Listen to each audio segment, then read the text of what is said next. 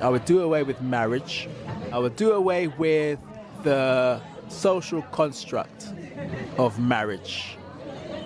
I would do away with it. I would do away with the put the ring on the finger, ceremony, church, wedding dress, bridegroom, bridesmaids. Tell grandmothers to get a new hat, we're getting married. I'll do away with all of that, wedding cake, all of that, get rid of all of that, and I would replace it with marriage of the mind, body, and soul between two individuals. And then, if that was solid and true and real and genuine marriage of the mind, body, and soul between those two individuals, then I'd bring the other part back.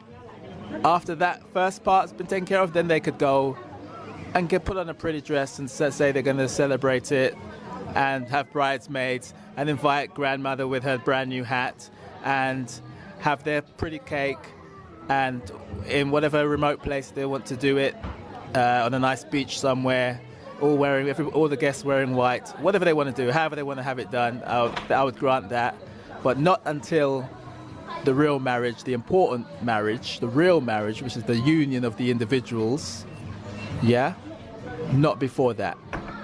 I think real marriage is a union of two people who are connected fully, who are unified in those areas. Mentally they connect, physically they connect, spiritually they connect. Often marriage ends and breaks up and collapses because it's not a real marriage. It's not a real marriage of those individuals. It's a real marriage of the fact that they spent a load of money, announced it to everyone, stood in front of people, got some jewelry, got a cake, and did all that stuff. But there was no real marriage. There was no real in-depth existence of what marriage is supposed to be really about. That didn't exist. So after the ceremony, after all the hoo-ha, it was on its decline. It was on its way down after that, because that was all they thought it was about. They didn't think about what the marriage is really about, and the fact that it takes work, and there has to be a connection. Like, it's all fine and well to go do that, but how long is it going to last without the rest of it? There needs to be a real union, a real marriage of the two individuals, and marriage does not mean a wedding day. The wedding day should be the celebration of finding and discovering that you've found someone, you found yourself married to someone and they're married to you. And this is before any ring and all the rest of stuff that you do on that day when you say I do. I don't think enough people think about that aspect of it. I think they think about how nice it will be to have a wedding day. I think they think about that and everything that would be involved before it and after it.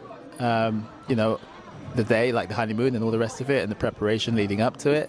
I don't think they think about the rest of stuff outside of that deeply. I think it's based on how those two individuals feel, because this is the problem. We talk about getting married, like you should already be married. The person that you're celebrating with, I see a wedding day as a celebration of something that should already exist. You don't get married, you should already be married. That should be a celebration of what you already have. You should be, well, you probably would if you're married. You don't have to be, but if there is a true marriage between those individuals, they probably would be living together already.